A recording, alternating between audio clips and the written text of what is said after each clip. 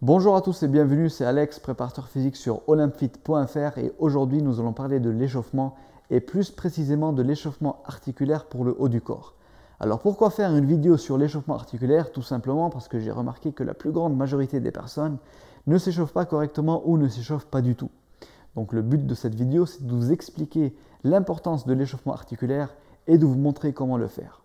Avant de commencer, je veux juste préciser que les exercices qu'on va voir ensemble aujourd'hui peuvent être utilisés pour préparer une séance de musculation ou de renforcement musculaire pour le haut du corps qui inclut des exercices de tirage, des exercices de poussée avec des poids, avec des haltères ou même avec poids de corps.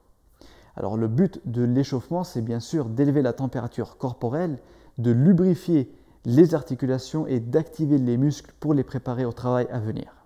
Revenons à notre échauffement articulaire. Vous allez me demander, mais pourquoi? Pourquoi faire un échauffement articulaire? Quel est le but? Alors tout simplement à cause de notre mode de vie actuel, des mauvaises postures qu'on adopte au quotidien, comme par exemple la position assise, on perd en mobilité. Et donc le but de l'échauffement articulaire, c'est premièrement de mobiliser l'articulation suivant tous ses axes et toute son amplitude de mouvement pour gagner en mobilité, pour gagner en liberté de mouvement et en aisance. Et ceci va aussi induire, donc en deuxième point, va activer les muscles moteurs et les muscles stabilisateurs autour de l'articulation et il va les préparer pour le travail à venir. Et troisièmement, le but ultime de tout ceci, c'est bien sûr de pouvoir mieux bouger, de mieux progresser, mais surtout de diminuer les douleurs et de diminuer les risques de blessures. Pour la séance d'échauffement articulaire qu'on va voir ensemble aujourd'hui, j'ai sélectionné quelques exercices qui vont principalement agir sur la ceinture scapulaire et sur le rachis thoracique. Le but, c'est de stabiliser l'articulation de l'épaule, qui est une articulation très mobile mais peu stable, et de mobiliser et gagner en mobilité au niveau du rachis thoracique, au niveau des vertèbres dorsales, parce que la stabilité de l'épaule va directement dépendre de la mobilité du rachis thoracique. Sans vous ennuyer avec plus de détails biomécaniques, nous allons tout de suite passer à la pratique et je vais vous montrer comment je m'échauffe personnellement avant mes séances pour le haut du corps. Sachez qu'il y a d'autres possibilités qui existent, qu'il y a d'autres exercices qui sont très bien aussi, donc n'hésitez pas à substituer les mouvements qui ne vous conviennent pas. On va tout de suite voir comment faire un échauffement articulaire pour le haut du corps. Alors donc là vous allez me voir en train de faire ma séance d'échauffement articulaire pour le haut du corps. Donc j'aime bien commencer avec des squats à poids de corps. Ça me permet d'élever la température corporelle, la fréquence cardiaque et le rythme respiratoire. Donc je fais environ entre 10 et 15 répétitions. Ensuite, je vais prendre un manche à balai et je fais des overhead squats. Donc ici, le but, c'est de continuer à travailler d'une manière globale tout en ciblant le haut du corps. La position de la barre au-dessus de la tête demande une bonne extension thoracique et une bonne stabilité de l'épaule. Donc on commence à cibler les zones qui nous intéressent. Je fais aussi entre 10 et 15 répétitions. Ensuite, je passe aux dislocations des épaules.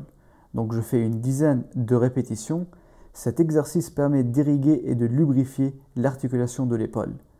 Et puis je vais continuer à travailler toujours avec le bâton, mais cette fois-ci en le faisant passer sur le côté. Et donc je vais faire quelques répétitions dans un sens et puis dans l'autre. Ensuite, je continue avec les dislocations, sauf qu'au lieu d'utiliser le bâton, je vais prendre un élastique que je mets en tension et je garde cet élastique tendu pendant tout l'exercice.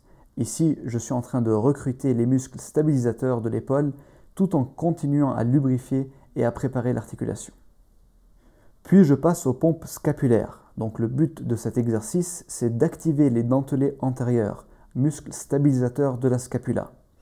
Notez que je ne fléchis pas les coudes, c'est juste les épaules qui bougent en faisant une rétraction et une protraction de la scapula. Je fais une dizaine de répétitions aussi. Puis je prends un bâton et je me mets à genoux, les coudes posés sur le banc. Ici, le but, c'est de s'asseoir sur les talons et d'essayer de ressentir un étirement au niveau du milieu du dos et des vertèbres dorsales, sans faire une hyperlordose lombaire. Donc sur cet exercice, on est en train de travailler l'extension thoracique pour mobiliser les vertèbres dorsales et gagner en amplitude. Ensuite, je vais passer aux wall slides.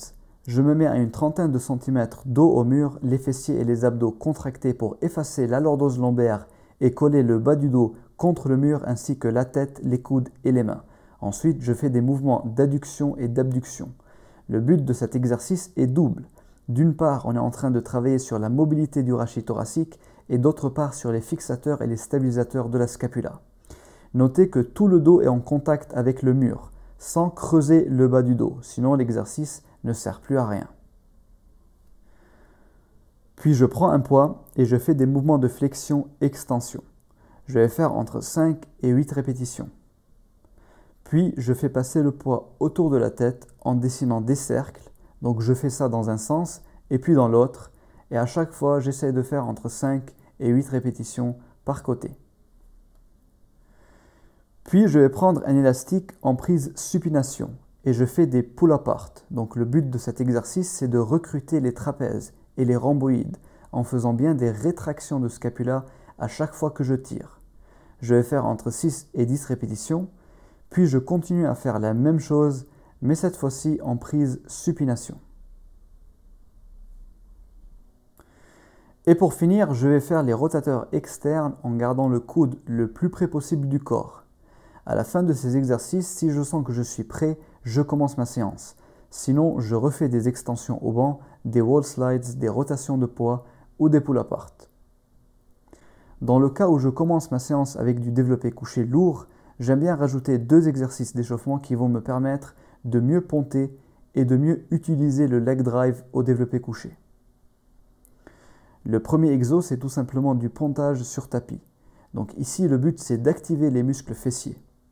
Je fais entre 10 et 15 répétitions.